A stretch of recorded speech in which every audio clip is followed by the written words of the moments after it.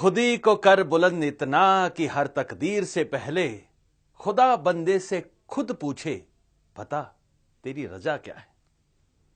जी हां, खुद पर यकीन करने वाले, मेहनत पर भरोसा रखने वाले और कमेरे वर्ग को जगाने वाले, जिन्होंने लोगों के सामने भाग्य के भरोसे बैठे रहने की बजाय कर्म करने की शिक्षा दी, जिन्होंने गुलाम देश में आजाद ख्यालों के साथ जीने की मिसाल कायम की, जो किसानों के मसीहा तो दीनहीन के बंधु बनकर उभरे। हम बात कर रहे हैं उन्हीं राम रिछपाल की, जिन्हें दुनिया दीन बंधु सर छोटू राम के नाम से जानती है। राम रिछपाल अपने परिवार में सबसे छोटे थे, इसलिए उन्हें छोटू राम कहा जाता था। आज याद करेंगे उस महान आत्मा को और बताएंगे आपको कि कैसे किसानों के रहबर राम रिछपाल से दीन बंधु सर छोटू राम बने, क्यों पूरा देश आज भी उन्हें किसानों का मसीहा मानता है।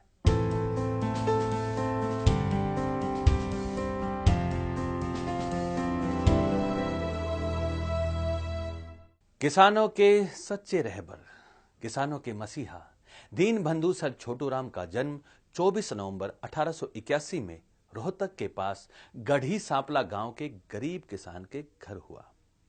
हरियाणा में कहावत है कि पूत के पां तो पालने में दिख जाया करे। बालक छोटू राम यानी राम रिछपाल भी बचपन से ही अपने कर्तव्यों से मशहूर होने लगे।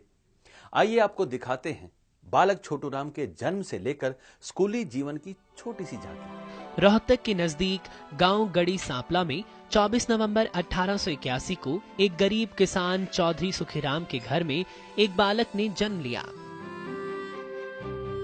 नाम रखा राम रिछपाल, लेकिन परिवार में सबसे छोटे थे, इसीलिए सब प्यार से छोटू राम पुकारने लगे। चौधरी छोटू राम की शुरुआती शिक्षा गरीबी के चलते देर से शुरू हुई। जब वे 10 साल के थे तब जाकर उन्हें प्राइमरी स्कूल में दाखिला दिलवाया गया। चौधरी छोटू राम ने मिडिल तक की शिक्षा झज्जर के मिडिल स्कूल से हासिल की। सर छोटू राम पढ़ाई में बड़े होशियार और मेहनती थे। वे आगे भी अपनी पढ़ाई जारी रखना चाहते थे, परंतु सलाह लेने इनके पिताजी गांव के महाजन के पास पहुंच गए, जिसने सलाह दी कि इनको आगे पढ़ाने का कोई फायदा नहीं और इस लड़के को गांव में पटवारी या सिपाही की नौकरी दिलवा दो।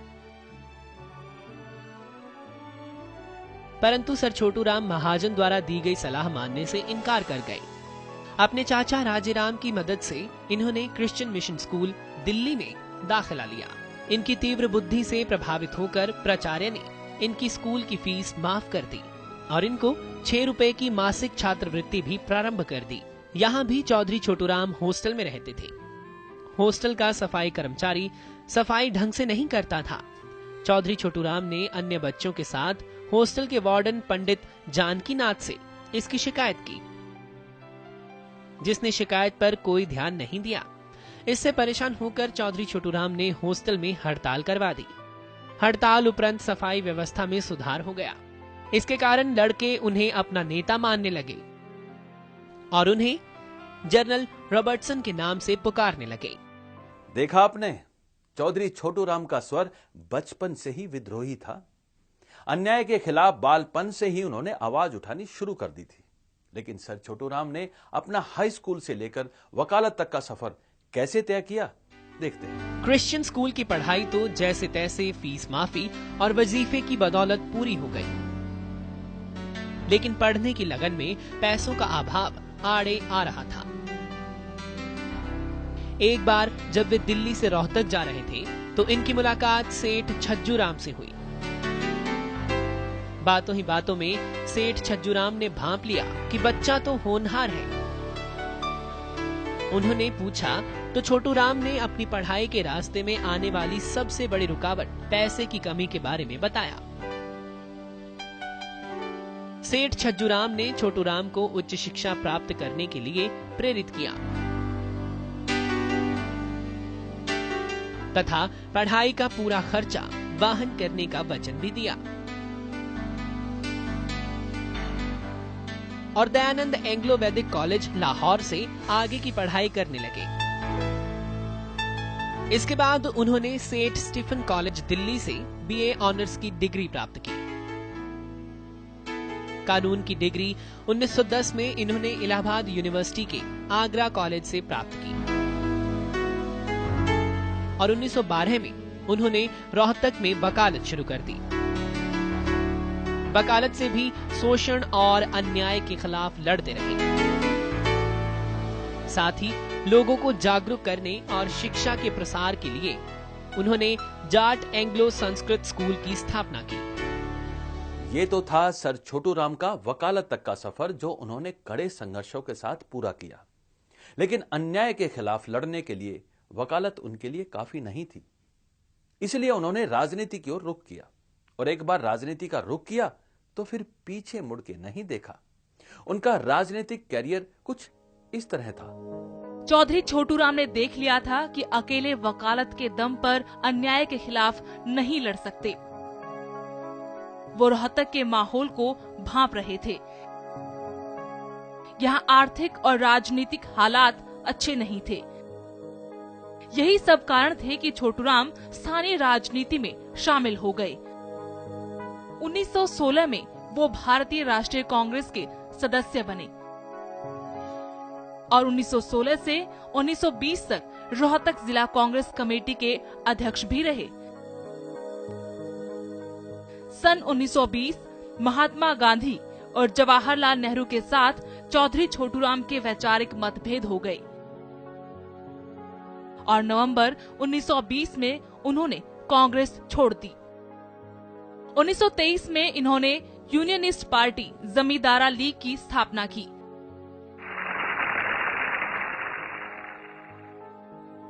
चौधरी छोटू राम ने झज्जर सोनीपत क्षेत्र से 1935 में चुनाव लड़ा और चुनाव जीतकर पंजाब में कृषि मंत्री बने और लोगों की रोजी रोटी को सुरक्षित करने के लिए अनेक कानून बनवाए। लोग उन्हें अपना मसीहा मानने लगे। वो समाज के हर वर्ग को साथ लेकर चलते थे। उन्होंने अपनी पार्टी में हर वर्ग को उचित स्थान दिया। 1944 के पंजाब असेंबली इलेक्शंस में 175 सीटों में से 18 सीटें महाजनों को दी। लाला दुनीचंद और लाला भगवान दास अग्रवाल तो उनके मंत्री परिषद में भी शामिल थे। अपने पूरे राजनीतिक करियर में वो लगातार काम करते रहे। अंतिम सांस लेने से पहले भी उन्होंने भाखड़ा डैम की योजना का रास्ता साफ किया और सारी फाइलों पर साइन किए। चौधरी छोटू राम महान राजनेता साबित हुए। उनके कामों को याद कर आज भी लोग शुक्रिया करना नहीं भूलते। महिलाओं ने छोटू राम के गीत गाए। एक गीत तो लोकगीत का रूप ले गया था कि हे छोटू राम आर्या हुए। लोक गायकों ने उनकी गाथाएं लिखी तो किसी ने रागनियों के रूप में छोटू राम के जीवन को लिखा और जन जन तक पहुंचाया। 24 नवंबर 1881 देदार के आया था, मिटन ने दुख दीन जनों के सुख विसार के आया था। मान आत्मा सुरपुर तज के एम मार के आया था। दुर्त जीवन पूरा अपना परितवार के आया था। दुर्त जीवन पूरा अपना परितवार के आया था। बेईमान का दुश्मन पुतला, बेईमान का दुश्मन पुतला था ईमान का, जिसकी रग रग में बया करे था लहू के शान का। किस्सा तुम्हें सुनाए ऐसे इंसान का, जिसकी रग रग में बया करे था। चौधरी छोटू राम जैसी शख्सियत किसी भी देश के इतिहास में कभी कभार ही जन्म लेती है। राजनीति में वे जुल्म, अन्याय और शोषण को जड़ से उखाड़ने के लिए आए और फिर एक एक कर जुल्म के हर हथियार को कमजोर कर तोड़ना शुरू किया। कहते हैं लोहे को लोहा काटता है, इसलिए सर छोटू राम ने अंग्रेज हुकूमत के बनाए कानूनों को कानून बनाकर ही तोड़ा। उनकी सोच कुछ अलग तरह की थी। एक बार एक पत्रकार ने उनसे पूछा था कि आप गांधी और नेहरू की आजादी की लड़ाई में शामिल नहीं हो, तो उन्होंने कहा था कि उनकी जो लड़ाई है उसमें कुछ ज्यादा फर्क नहीं आएगा।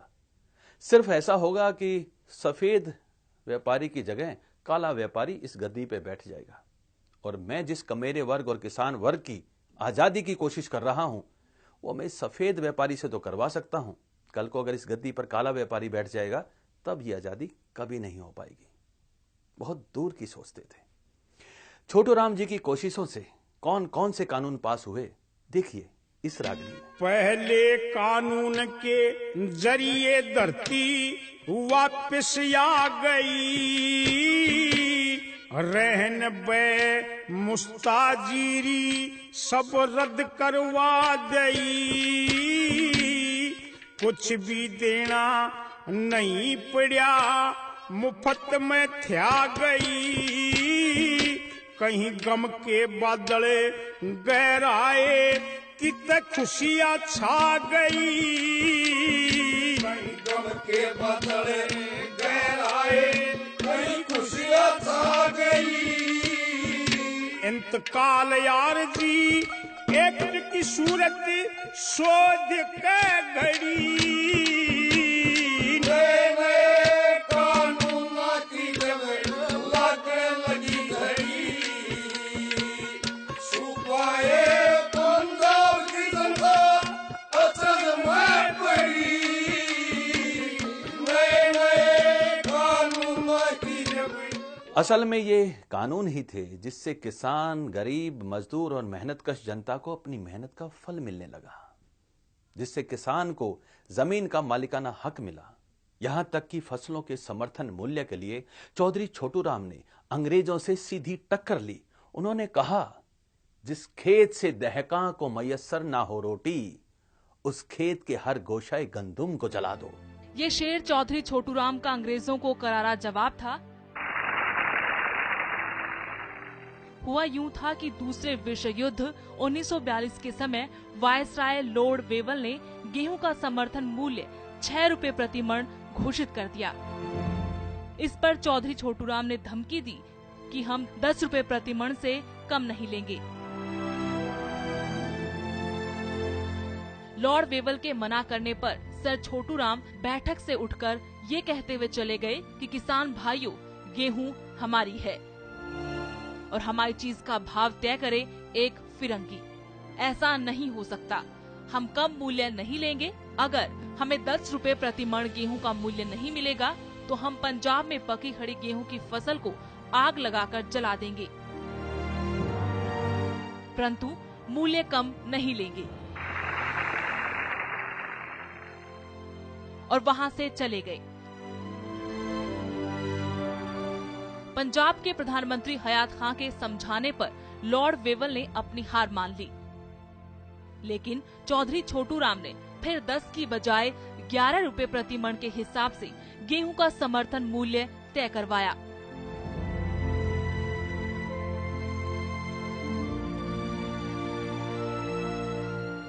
चौधरी छोटू राम ने किसानों के हित में पंजाब कर्ज राहत एक्ट, पंजाब देनदारी संरक्षण एक्ट 1936,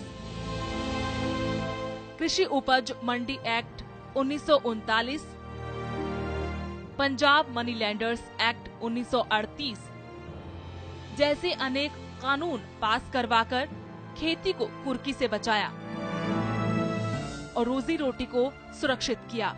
यही नहीं, उन्होंने महसूस किया कि मंडियों में फसल बेचने से लेकर दुकानदारों से सामान खरीदने तक किसान मजदूर चले जाते हैं।